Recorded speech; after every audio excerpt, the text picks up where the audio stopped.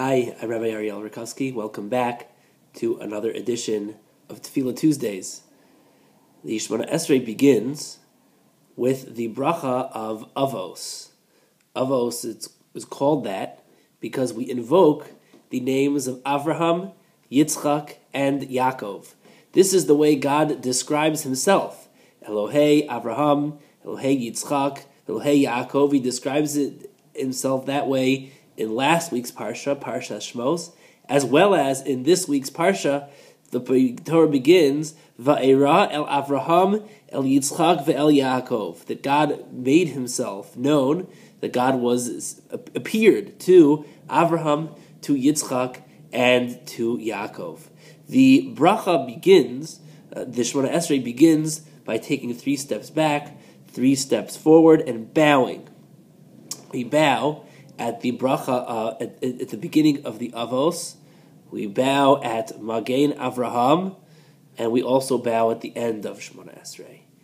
Rav Kook explains that the reason that we do this is that there is a duality to our Tefilah. On the one hand, we have to begin praying to HaKadosh Baruch Hu by showing a gesture of humility. At the times that we want to appear the most humble before God, we prostrate ourselves. That's why we prostrate ourselves so many times throughout the Yom Noraim services, throughout Rosh Hashanah, throughout Yom Kippur. We want to show that we are humble before God, and so we start with a gesture of submission, bowing our heads, bowing our bodies. But at the same time, we also want to show that there is a sense of aspiration.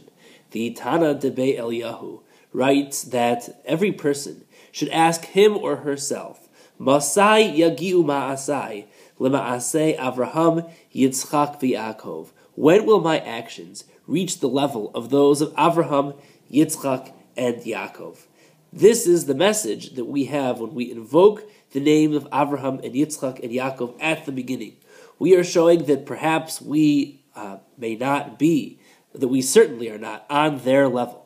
Yet, at the same time, we are also showing that we want to reach some modicum of their integrity, of their greatness, of their closeness to God, such that God revealed himself to them.